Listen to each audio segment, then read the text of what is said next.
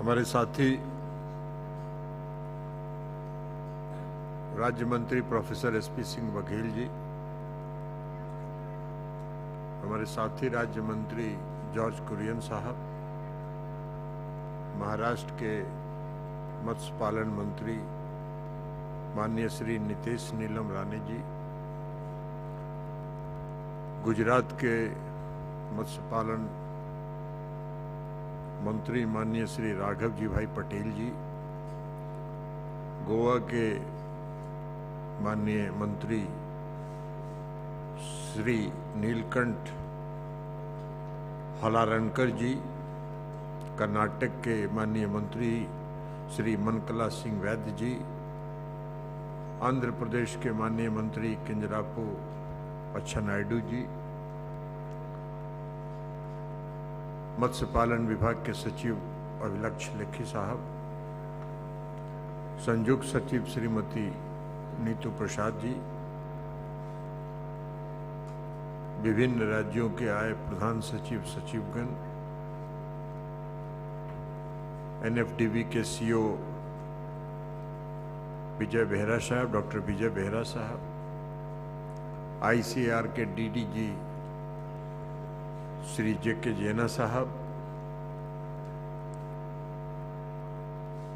ICAR के विभिन्न संस्थानों के प्रतिनिधिगण, एमएचए के प्रतिनिधिगण, एम्पेडा के प्रतिनिधिगण, NABARD, POBP, ISRO, national security council, coastal guards के प्रतिनिधिगण और सम्मानित उपस्थित स्टेक होल्डर्स, प्रतिनिधिगण और साथियों, सबसे पहले हम दो बात की चर्चा करना चाहते हैं जो महाराष्ट्र के माननीय मंत्री राणे साहब ने उठाया। एक बात तो हम उनसे आग्रह करेंगे कि देखिए, आपने कहा, आपने संकल्प तो अच्छी बात है और हम चाहेंगे कि भारत सरकार के पूरे सहयोग के साथ जो कोस्टल स्टेट्स के 5 अग्रणी राज्य हैं मछली उत्पादन के क्षेत्र में, आप 6ठा स्थान जितना जल्दी प्राप्त करिए। हमारी सारी शुभकामना और सहयोग आपको है, क्योंकि आपके महाराष्ट्र के कोस्टल इलाके में पोटेंशियल काफ़ी है और उस पोटेंशियल का उपयोग अगर हम बेहतर मैनेजमेंट करके, बेहतर प्रबंधन के माध्यम से, बेहतर तकनीक का इस्तेमाल करके अगर हम उसको करें तो हम उस लक्ष्य को प्राप्त कर सकते हैं। ये कोई बहुत डिफिकल्ट नहीं। एक बात आपने बताया कि दूसरे राज्यों के जो वेसल्स आपके क्षेत्र में आ जाते हैं, हम आपको ये बताना चाहते हैं कि उसके लिए संस्थागत व्यवस्था पहले से स्थापित है। उसमें रीजनल फिशर्स काउंसिल्स एस्टैब्लिश्ड है, जिसमें आप इस मामले को ले जा सकते हैं और उसके joint secretary government of India उसकी अध्यक्ष है। तो आप इस बात को अगर लाएंगे तो वहाँ से इन समस्याओं का समाधान हो सकता है।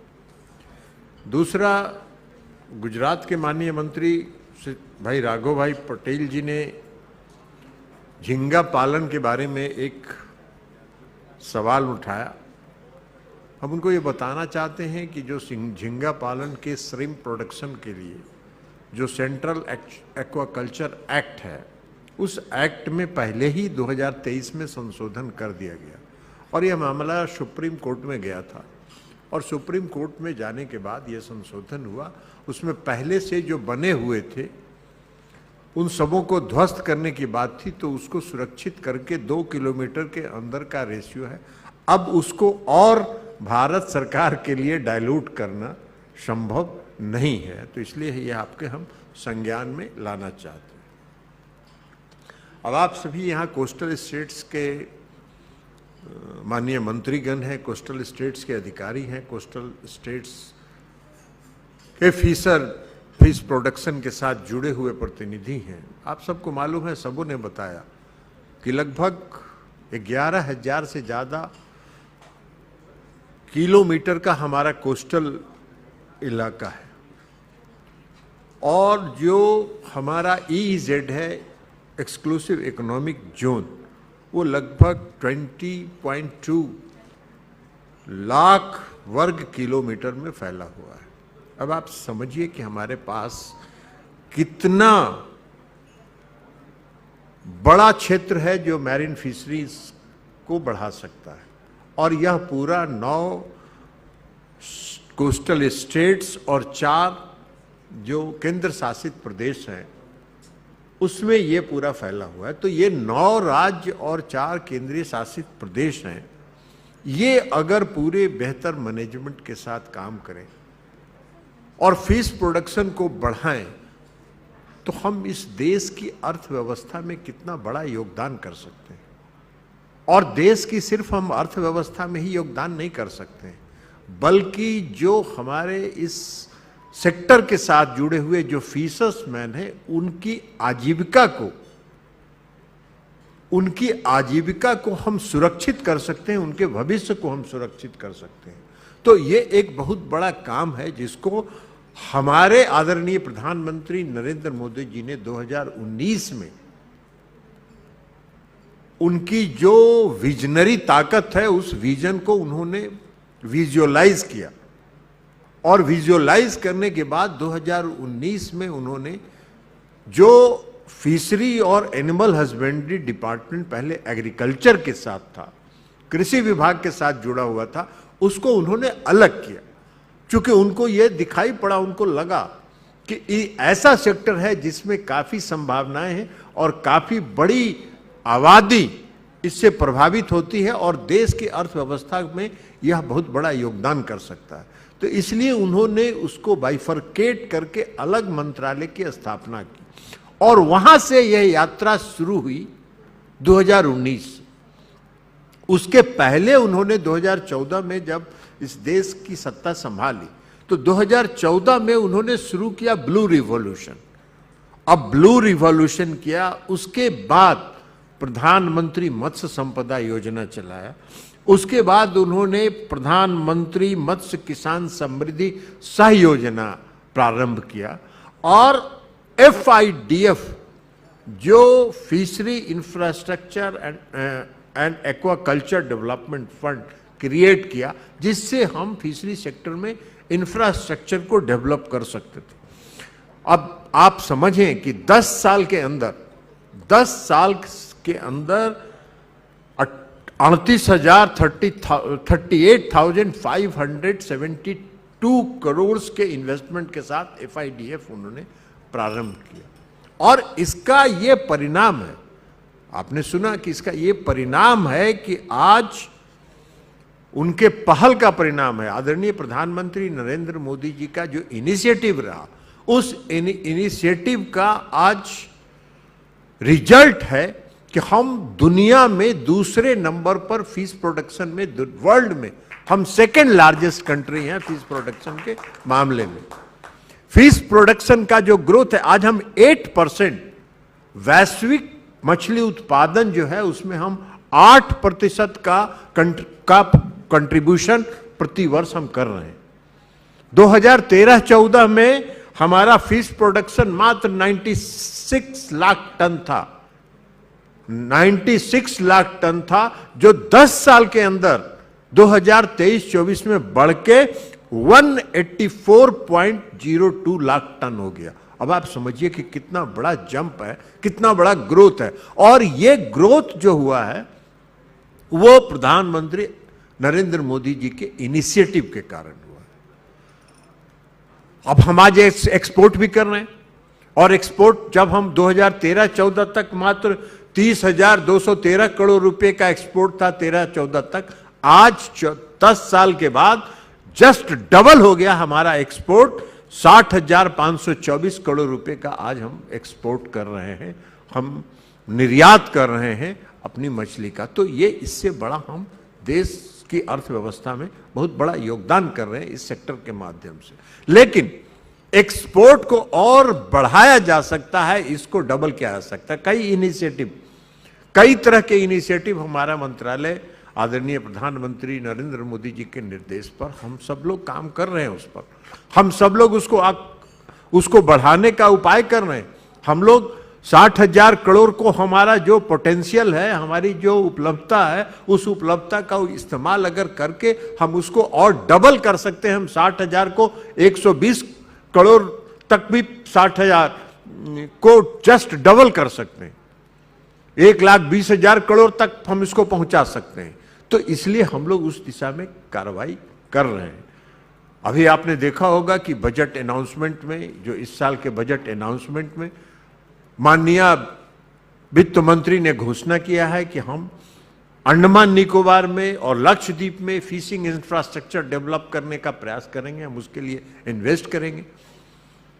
यह हमारा दोनों केंद्र शासित प्रदेश है, लक्षद्वीप हो या अंडमान निकोबार हो। आज अंडमान निकोबार में जो मुझे जानकारी है कि 1 लाख टन टूना फिश अपनी मौत स्वयं समुद्र में मर रहा है। हम उसको कैच नहीं कर पा रहे हैं। हमारे पास वो उपलब्धता है लेकिन हम उसको कैच नहीं कर पा रहे हैं। तो उस दिशा में भी हम लोग कार्रवाई कर रहे हैं कि कैसे उसको हम लोग और करें। लेकिन एक बात जरूर है कि अगर हमको एक्सपोर्ट को बढ़ाना है और एक्सपोर्ट को डबल पर ले जाना है तो हमको वैल्यू एडिशन करना पड़ेगा। आप देख रहे हैं कि टैरिफ वार के बाद पूरे कई देशों में हमारे बाजार खुल गए और उन बाजारों में हम एक्सपोर्ट की संभावनाओं को तलाश सकते हैं। लेकिन उस संभावना को तलाश करने के लिए पहले हमको अपने देश के अंदर के इंफ्रास्ट्रक्चर को हमको उसके लिए तैयार होना पड़ेगा, ताकि हम उस देश में जब जाएं तो हमारा माल बिके। और माल बिकने के लिए हमको वैल्यू एडिशन करना पड़ेगा। हमारे जो फीस हैं उसके वैल्यू एडिशन करके उसकी अच्छी पैकिंग करने का, और यह जिम्मेवारी भी राज्य सरकारों की है। राज्य सरकार अगर इसमें पूरे मनोयोग के साथ काम करे, पूरी ध्यान केंद्रित करके अगर काम करे, तो आपकी अर्थव्यवस्था भी सुधर सकती है। देश में आप अर्थव्यवस्था में कंट्रीब्यूट कर सकते हैं और जो मछुआरे भाई हैं उनके भी आर्थिक स्थिति को सुदृढ़ कर सकते हैं। तो ये सारी संभावना है, लेकिन उसके लिए वैल्यू एडिशन। तो हमारा एक आग्रह तो राज्यों के जो प्रतिनिधि हैं उनसे एक आग्रह होगा कि आपके यहाँ जो फिशिंग है, जो फिश फार्मिंग है, जो फीस आप प्रोड्यूस कर रहे हैं, उस फीस में वैल्यू एडिशन करिए और वैल्यू एडिशन पर ध्यान केंद्रित करके जो प्रोसेसिंग यूनिट्स हैं उनको अपग्रेड करिए, वेसल्स को अपग्रेड करिए और अपग्रेड करके वैल्यू एडिशन पर कंसंट्रेट करना चाहिए। अब जो एक्सपोर्ट है, एक्सपोर्ट में भी कोस्टल स्टेट्स का ही सबसे बड़ा योगदान है। 76% एक्सपोर्ट कोस्टल स्टेट से होता है। तो इसलिए कोस्टल स्टेट्स की ये जिम्मेवारी है कि वैल्यू एडिशन को और आप मजबूत करेंगे तो आपका ये जो परसेंटेज है ये बढ़ के 90% हो सकता है, 95% हो सकता है। आज जो है आंध्र प्रदेश 32.1% कंट्रीब्यूट कर रहा है। एक नंबर पर है आंध्र प्रदेश, जो हमारे एक्सपोर्ट में 32.1% कॉपरेट कर रहा है। दूसरे नंबर पर है केरला जो 12% कंट्रीब्यूट कर रहा है। तीसरे नंबर पर है महाराष्ट्र जो 11.4% कर रहा है। आप देखिए राणे साहब, आप अभी 11.4% पर हैं। आप अगर थोड़ा सा और वैल्यू एडिशन करके बढ़िएगा तो आप आंध्र प्रदेश के बराबर 32% पर पहुंच जाइएगा, तो आप हो सकता है 1 नंबर पर पहुंच जाइए। तो इसलिए आपको ध्यान केंद्रित ज्यादा करना है। और आप ऐसे भी नौजवान हैं, तो नौजवान ज्यादा ध्यान केंद्रित करके उसको आप बढ़ा सकते हैं। तो आपको एक्सपोर्ट को ध्यान में रख के कि हमको महाराष्ट्र से फीस का एक्सपोर्ट हमको कैसे बढ़ाना है, इसको ध्यान में रख के आप अगर स्ट्रेटजी बनाइए और मैनेजमेंट अगर करिए तो हम समझते हैं कि आप इसमें सफल हो सकते हैं। और हम लोगों से जितना संभव सहयोग होगा, जो हमारे सीमा के अंदर होगा, हम सारा सहयोग करने के लिए आपको तैयार हैं। तमिलनाडु का 11.3% है, गुजरात का 9.1% है, हम राघव भाई पटेल जी से भी आग्रह करेंगे कि थोड़ा सा गुजरात में और धक्का लगाइए। तो गुजरात तो आदरणीय प्रधानमंत्री नरेंद्र मोदी जी का राज है, उनका स्टेट है, उनकी धरती है, तो उसमें थोड़ा सा और अगर ध्यान लगाइएगा राघव भाई जी, तो आप इसको और आगे बढ़ा सकते हैं। हम आपसे आग्रह करेंगे। अब आप समझिए कि हमारा जो इनिशिएटिव है, जो गवर्नमेंट ऑफ इंडिया का इनिशिएटिव है और जो प्रधानमंत्री नरेंद्र मोदी जी का इनिशिएटिव है, उस इनिशिएटिव में जो हमने डिफरेंट सेक्टर्स में, डिफरेंट प्रोजेक्ट्स में जो हमने इन्वेस्ट किया, उस इन्वेस्टमेंट का भी मेजर पोर्शन हम लोगों ने कोस्टल स्टेट्स में किया। आपने प्रेजेंटेशन में देखा, नीतू जी ने दिखाया आपको, ब्लू रिवॉल्यूशन में टोटल 5,000 करोड़ का कुल प्लान था, परिव्यय था। उसमें 46% उस 5,000 का 2,302 करोड़ रुपया हम लोगों ने कोस्टल स्टेट्स को दिया। अब आप प्रधान एफआईडीएफ में 7,522 करोड़ का कुल परिव्यय था। उसमें हम लोगों ने टोटल इन्वेस्टमेंट जो हमारा प्लान था 7,522 करोड़ का, उसमें से 5,698 करोड़ रुपए का प्रोजेक्ट्स हम लोगों ने कोस्टल स्टेट्स में सैंक्शन किया, जो 76% ऑफ टोटल प्रोजेक्ट कॉस्ट था, जो हमारा प्लान का कॉस्ट था। प्रधानमंत्री मत्स्य संपदा योजना हमारा 20,050 करोड़ रुपए का कुल परिव्यय था। उसमें हमने 10,763 करोड़ रुपया 54% हमने कोस्टल स्टेट्स में सैंक्शन किया। तो ये हमारी स्थिति है।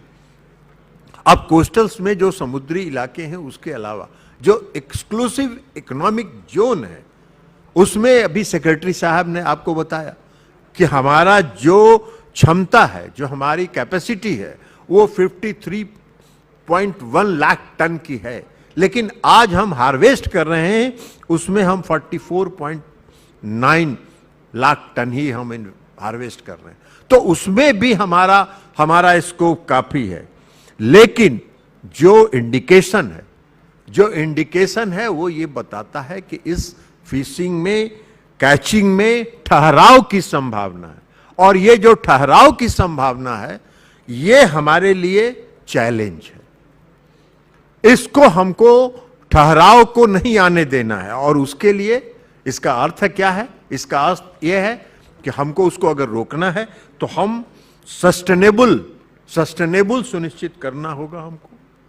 और उसके अलावा जो फिशरमैन्स हैं, उनके लॉन्ग टर्म उनके आजीविका के बारे में भी हमको प्लान करना पड़ेगा। तभी हम इसको बेहतर, और उसके लिए हमको बेहतर प्रबंधन करना पड़ेगा, तब हम इस ठहराव के चैलेंज को मीट कर सकते हैं। तो इसलिए यह एक समय, अब हम राज्यों को, हमारा परामर्श है, चूंकि ये कोस्टल स्टेट्स है, और कई लोगों ने बताया, सेक्रेटरी साहब ने भी बताया आपको, कि हमको जो राज्यों से हम आग्रह करेंगे, चूंकि कोस्टल स्टेट्स के आप रिप्रेजेंटेटिव हैं, हम राज्यों से ये आग्रह करेंगे कि हार्मफुल फिशिंग मेथड को रोकने के लिए हमको उपाय करना चाहिए। अगर हार्मफुल फिशिंग मेथड को रोकने का उपाय अगर हम नहीं करेंगे तो हम सस्टेनेबिलिटी की तरफ नहीं बढ़ सकते। अब ये कई राज्यों ने यदि सुनिश्चित करना है, हमको यह भी सुनिश्चित करना है कि जो मछली प्रजनन के लायक अभी परिपक्व नहीं हुआ है, उसको हमको, जो फर्टिलिटी के लायक मैच्योर फिश नहीं है, उसको कैच नहीं करना है। और उसके लिए हमको उपाय सुनिश्चित करना पड़ेगा। एलईडी लाइट के बारे में मुझको लगता है कि किसी ने, शायद राणे साहब ने बताया, एलईडी लाइट को पूर्णतः प्रतिबंधित करना चाहिए। और यह राज्य को करना है, राज्यों का विषय है। तो इसलिए आप कानून बना के, कई राज्यों ने इस दिशा में पहल किया है। आप एलईडी लाइट को कंप्लीट बैन करिए। एलईडी लाइट हार्मफुल फिशिंग का एक मेथड है, और हार्मफुल फिशिंग को रोकने के लिए हमको कंप्लीटली एलईडी लाइट का करना चाहिए।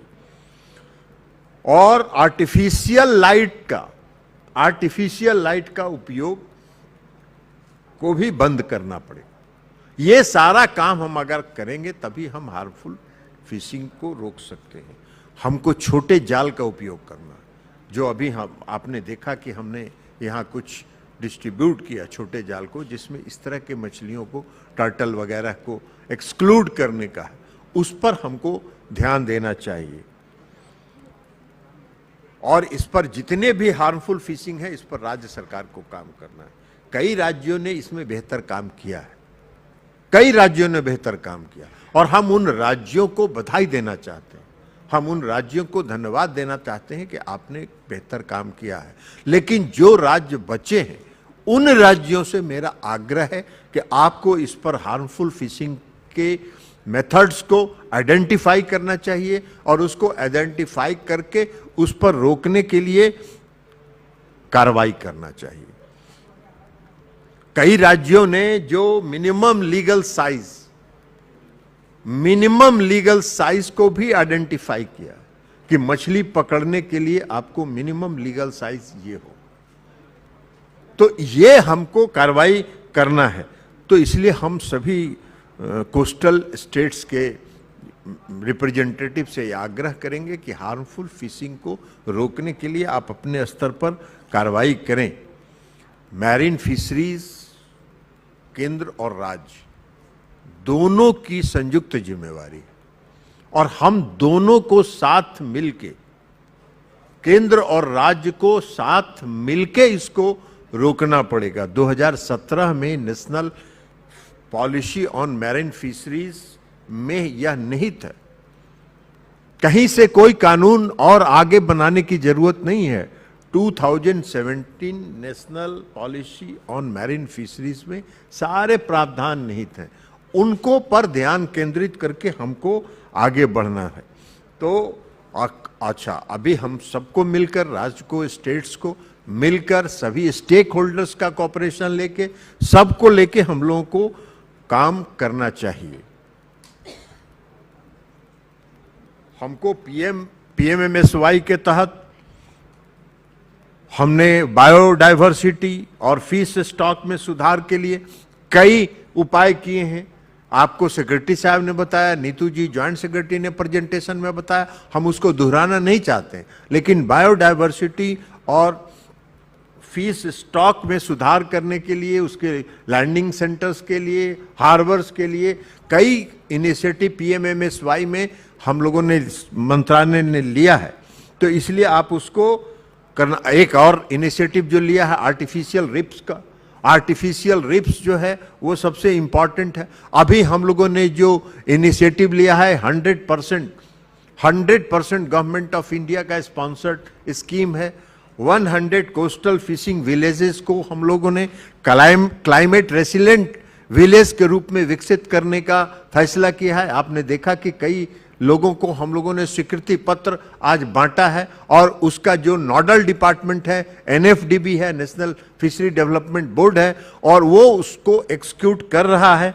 तो इसलिए ये 100% घटक के रूप में काम कर रहा है। ट्रांसपॉन्डर के बारे में आप लोगों ने सोचा, देखा, सुरक्षा आज मछुआरे भाइयों के लिए सुरक्षा की ट्रांसपॉन्डर्स जो हम लोगों ने 1 लाख ट्रांसपॉन्डर्स जो हम लोगों ने वेसल्स पर लगाने का फैसला किया, जिसको इसी महाराष्ट्र में पालघर से आदरणीय प्रधानमंत्री जी ने लॉन्च किया था। ट्रांसपॉन्डर एक ऐसा डिवाइस है जो पूरे मछुआरे के सिक्योरिटी से संबंधित सबसे इंपॉर्टेंट डिवाइस है। वो सैटेलाइट के साथ जुड़ा हुआ है। अगर वेसल्स पर ट्रांसपॉन्डर लगा हुआ है तो मछुआरे भाइयों को किसी भी विपरीत परिस्थिति की सूचना उस ट्रांसपॉन्डर के माध्यम से उनको सिग्नल दिया जा सकता है। जो मछुआरे भाई 10-10 दिन, 15-15 दिन तक वेसल्स पर मछली की पकड़ने के लिए समुद्री इलाके में रहते हैं, वो अपने परिवार से उस ट्रांसपॉन्डर के माध्यम से कनेक्ट हो सकते हैं, उनसे उनको बातचीत हो सकती है। उनके जो ऑफिसेज हैं, जो स्टेट के ऑफिसेज हैं फिशरी डिपार्टमेंट के, या वेसल्स के जो मालिक हैं, अगर उनको कोई संकट आता है तो उस ट्रांसपॉन्डर के माध्यम से वो उनसे लगातार संपर्क में रह सकते हैं। कोई भी आंधी तूफान की अगर संभावना दिखती है तो उस ट्रांसपॉन्डर के माध्यम से उनको अलर्ट जारी किया जा सकता है।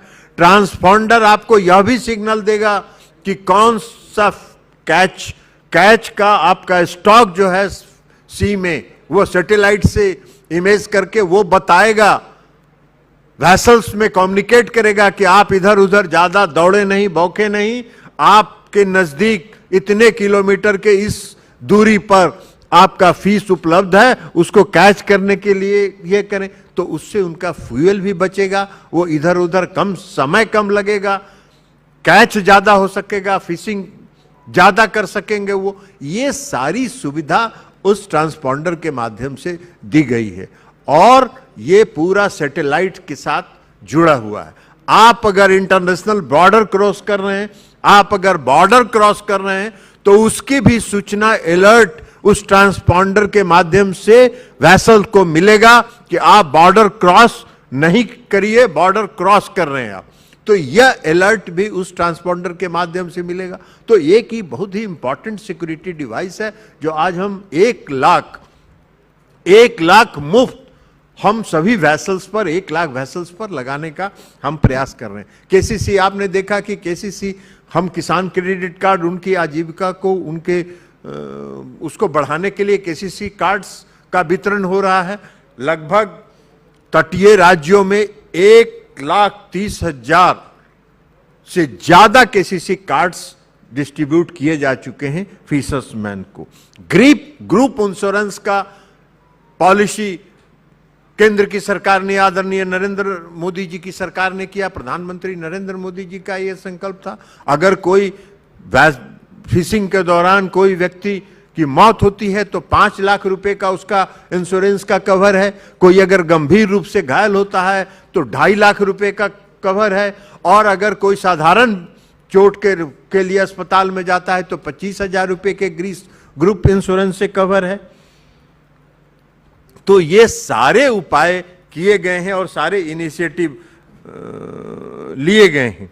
अब मैरीकल्चर विशेष रूप से सीवीड की खेती और निर्यात क्षमता में वृद्धि करने के लिए किया गया है। तो इसलिए सीवीड की खेती को भी, और सीवीड का जो खेती है वो सीवीड की खेती में ज्यादातर महिलाओं के से जुड़ा हुआ है और महिलाओं के सशक्तिकरण का यह तरीका है। इसको ध्यान में रख के मोनोलाइन, ट्यूबनेट और राफ्ट खेती के तरीकों के लिए भी 194.09 करोड़ रुपए की स्वीकृति दी गई है।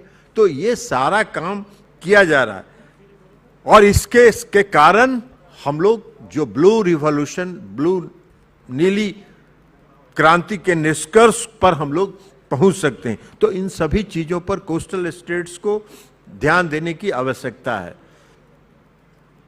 हम आपके अंत में, कोई बहुत लंबी बात नहीं है, कई लोगों की बात आपने सुनी है, हम अंत में आपसे सिर्फ यह कहना चाहेंगे कि भारत भी तटीय फिशिंग फील्ड विशाल क्षमता रखता है और इस क्षमता का उपयोग हमको करना है और इस क्षमता को उपयोग करके हम अपने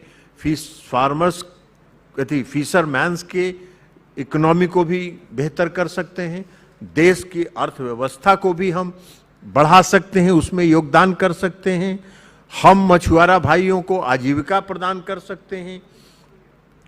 और इन सभी कामों को करना है तो हमको केंद्र और राज्य दोनों को साथ मिलकर करना पड़ेगा। और हम दोनों अगर एक गाड़ी के 2 पहिए के रूप में मिलकर अगर हम काम करेंगे तभी हम गाड़ी को बहुत तेजी से आगे बढ़ा सकते हैं और ये हम सबको मिलकर करना पड़ेगा। आज इस मीट में हम यह आग्रह करेंगे उन कोस्टल स्टेट से जिनके रिप्रेजेंटेटिव यहाँ हैं, जिन कोस्टल स्टेट्स के माननीय मंत्री हैं, उनसे भी हम आग्रह करेंगे कि हम लोग आज संकल्प लें इस कोस्टल स्टेट्स में कि हम अपने फिशिंग प्रोडक्शन को, हम एक्सपोर्ट को बढ़ाने के लिए दिन रात एक करके काम करेंगे और इसको हम बढ़ाने का लक्ष्य टारगेट लेके चलेंगे और उस टारगेट को सिर्फ हम लेकर नहीं चलेंगे बल्कि हम उस टारगेट को अचीव करेंगे। इस संकल्प के साथ आज इस मीट को खत्म करना है और अंत में हम राणे साहब को और महाराष्ट्र की इनके माध्यम से महाराष्ट्र की सरकार को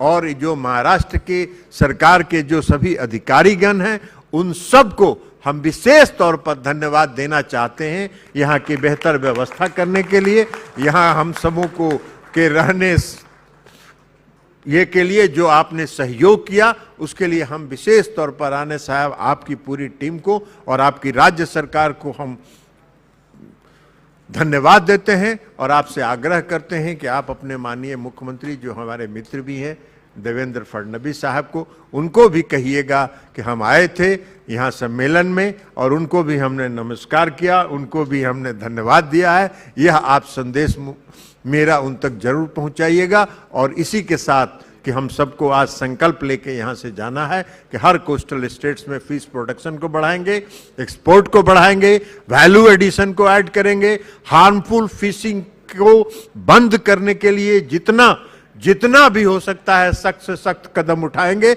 ये के साथ मैं अपनी बात समाप्त करता हूं। बहुत बहुत धन्यवाद। बहुत बहुत शुक्रिया आपका सर।